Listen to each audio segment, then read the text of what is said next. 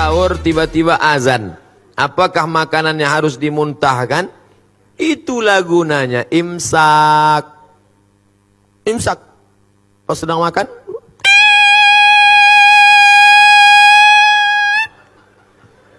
di Maroko tak ada imsak. Rupanya imsak itu cuma ada mazhab Syafi'i. Maroko mazhabnya Maliki, tak ada. Jadi kami makan aja. Makan. Pas sedang makan, Allahu Akbar, Allahu Akbar.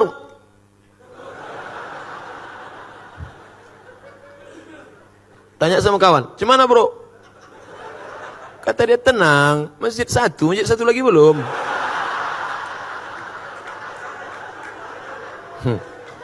Barulah saya paham makna imsak. Imsak itu artinya lampu kuning 10 menit, agak-agak 50 ayat sebelum azan subuh, mulut sudah steril, bersih. Tapi kalau suasana normal, kalau terbangunnya pas imsak, karena lembur, capek, kerja, tugas banyak, pas terbangun imsak, apakah tak boleh makan? Boleh. Ambil nasi, gulai, sampodeh baung, sambal belacan, potai, ikan bilis, masukkan blender. Nah, dah tu ambil pipet 2. Nawaitu Somarodin ada ifal di syahri Ramadan hazisan.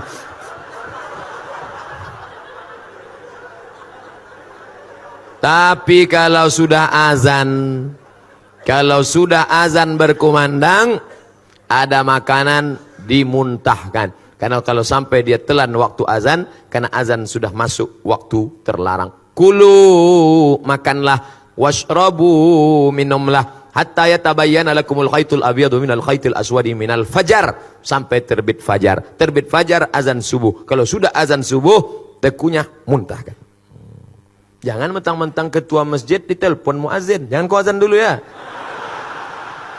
Bagaimana pendapat Ustadz bagi lansia yang tak mampu puasa, tak mampu membayar fidyah? Puasa, tak sanggup puasa, level 2, ganti di hari yang lain. Tak sanggup mengganti di hari yang lain, bayar fidyah. Tak sanggup bayar fidyah, dia menerima fidyah. Itu hebatnya orang Islam. Tinggi, bisa turun, bisa ditawar. Datang seorang laki-laki mengadu ke rumah Nabi, "Ya Rasulullah, celaka aku ya Rasulullah." "Kenapa kau celaka?" "Maaf, berhubungan aku dengan istriku di siang Ramadan." "Puasa engkau 60 hari," kata Nabi. 60 hari kau puasa. "Sedang 30 aku tak tahan." "Kalau gitu kau kasih makan 60 fakir miskin." "Aku tak ada ya Rasulullah, tak sanggup." Pergi Nabi ke belakang, diambil Nabi korma 1 karung. Nih korma 1 karung, kasih ke fakir miskin di kampungmu sana. Pergi bawa. "Ya Rasulullah, aku yang paling miskin di kampung itu." Hatta badat nawajizuhu, Nabi tertawa sampai nampak gigi gerahamnya. Jadi jangan kalian bayangkan Nabi itu serius. Neraka. Nabi tersenyum, hatta badat nawajizuhu, sampai nampak gigi geraham.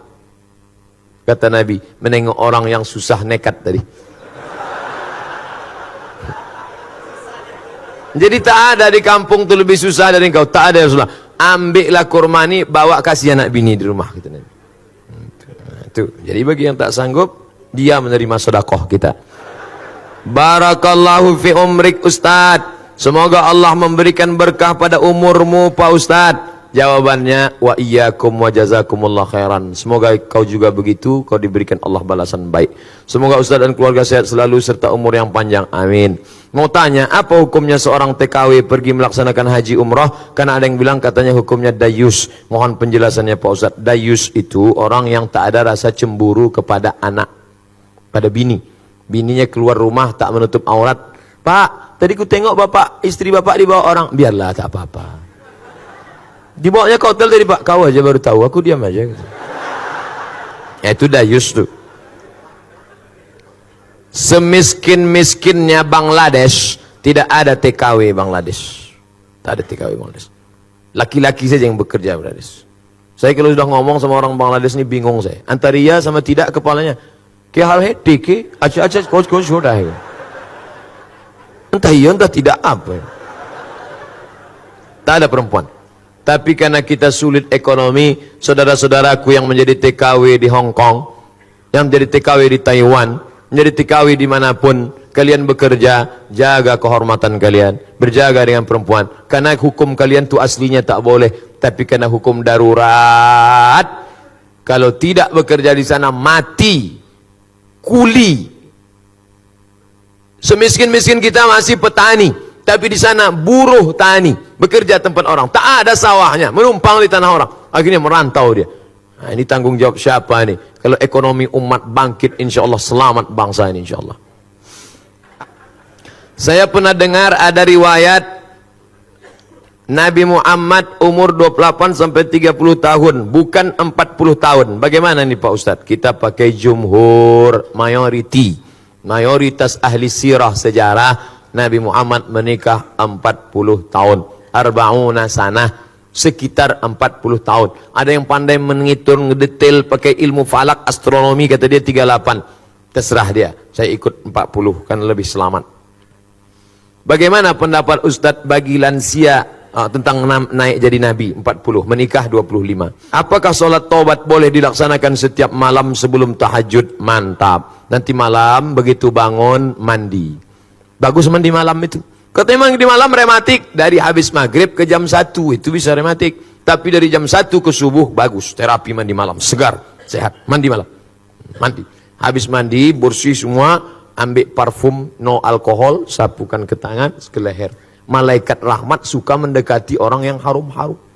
Turun dia mendekati. Innal malaikata tata'adza, malaikat tersakiti mencium bau. Itu makanya Nabi melarang orang makan jengkol, melarang orang makan bawang putih, bawang merah ke masjid.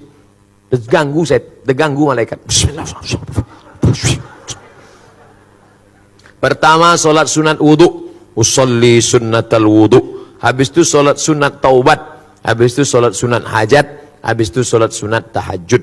Jangan witir lagi, karena udah witir di masjid. Tak boleh 2 kali witir dalam semalam. Ayatnya Pak Ustaz, apa ayat paling panjang yang kau hafal? Wal asri Pak Ustaz. Yang kedua, inna a'tayna Pak Ustaz. Biar tahu saya mengagak-agaknya.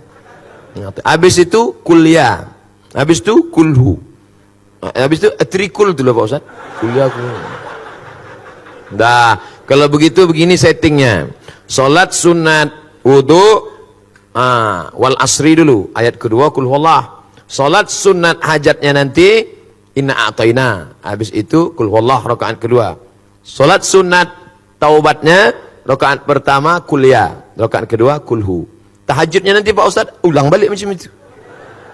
Jadi nanti catatan malaikat itu agak bervariasi sedikit. Ada juga model orang ini sembahyang 12 rakaat. Ayat kulhu. Bawah sama dengan atas, sama dengan atas, sama dengan atas. Bagus, tiap-tiap malam buat. Bangun, mandi, pakai parfum no alkohol, habis itu sholat, sunat wudu, sholat sunat taubat, sholat sunat hajat, sholat sunat tahajud 8 rakaat, kalau mau tambah baik 2 rakaat 1 salam, habis itu baca Quran. Habis baca Quran, baru makan sahur.